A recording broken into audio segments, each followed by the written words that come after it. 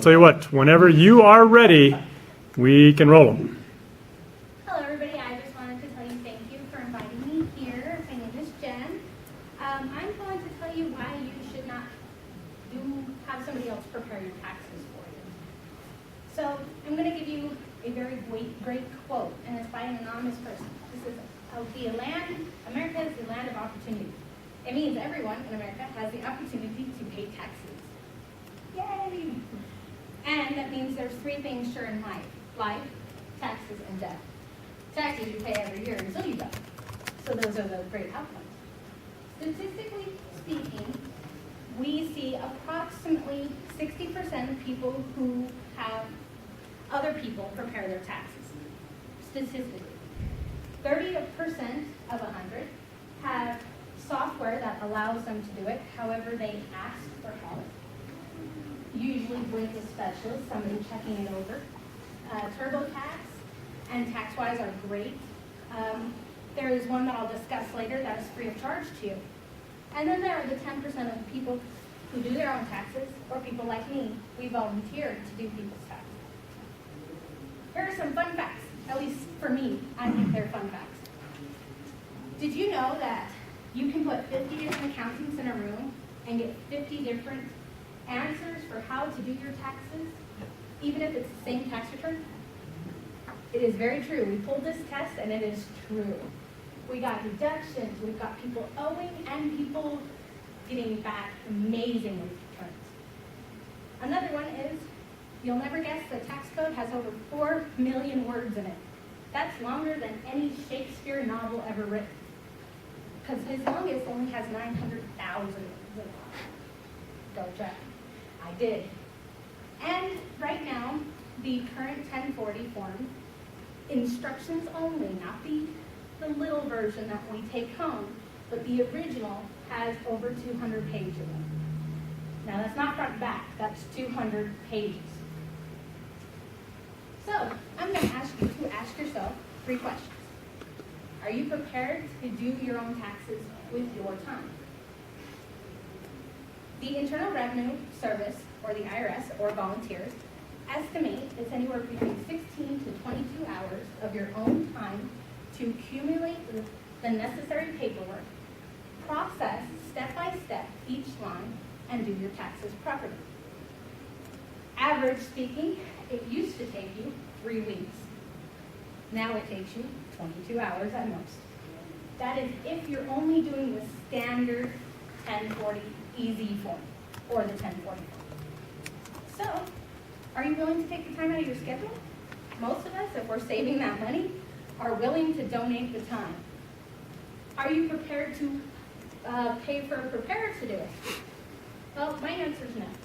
Most of the preparers that I know and work with charge anywhere from $250 to $500 an hour. And that's just for the standard return. That doesn't include anybody who owns their homes or runs businesses. Now, generally speaking, most tax accountants spend hours on your return. So I'm asking you, would you rather spend a few hours on your return or pay somebody upwards of $250 an hour to do your return for you? The question is, I'd rather keep the money in my pocket, because that's me. And then the last one is, how are we prepared to deal with the federal code? I mean, it's a sticky situation. But like I said earlier, tax accountants, 50 of them sat in a room with the same exact return, and they got 50 different answers. There's no wrong way to do it, unless you're doing it illegally. That's the key. Here's a wonderful site for you guys. Go ahead and take it down. It's called Free File. It's on the IRS website. All your forms are there, everything step by step. So easy. And literally it'll tell you, there's a place where it has a drop-down button, ask a question. And they have certified CPAs who answer the question 24 hours a day during January to March. And right now there are 4 basic categories of the tax preparers. There's people who work at H&R Block, Liberty Tax, and things like that. And then there are your public accountants, or CPAs, which is hopefully what I'll be one day. There are your enrolled agents that usually have their own business and have a special PIN number. And there are lawyers. Yes, lawyers can do your taxes. They don't like to because they don't get paid as much, but they can do it. And then my personal advice, pay for the advice itself, not for somebody to type up your stuff for you. How hard is it to get behind a computer and type in John Smith, birth date, social security? Not hard. Takes you 10 minutes if you know yourself and you know that information. But that's what people do. They're paying you. Now I'm not biased, and I'll tell you straight up. I do my own taxes, and I have other people in my industry that check them over to make sure they're within scope. Because I don't know all of the tax laws. Since 2000, there have been 52 changes to one law. So that's my personal opinion. The greatest parts of pros and cons. My favorite, of course. The pro, saving money.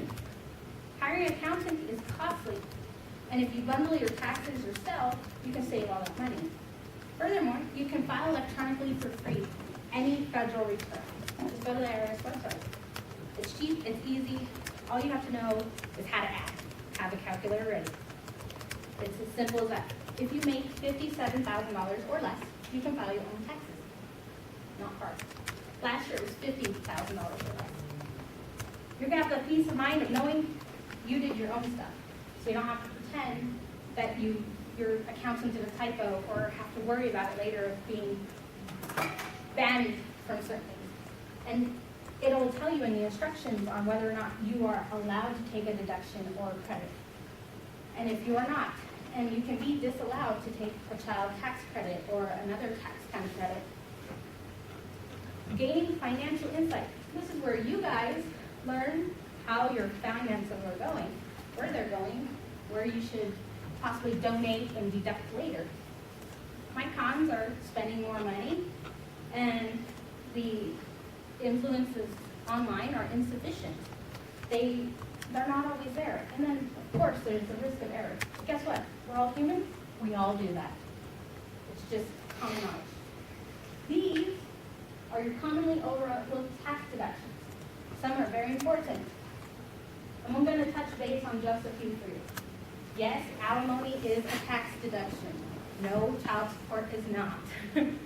Child support is mandatory.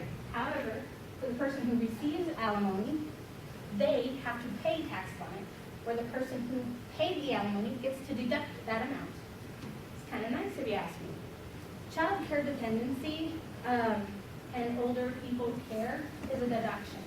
You have to be able to prove it. That doesn't mean my sister went in and babysat and I didn't pay her for it, and I'm going to tell you about it. It means here's a receipt from my child care.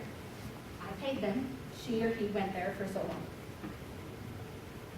Other deductions that people don't know about, you can actually do your student loan interest is a deduction.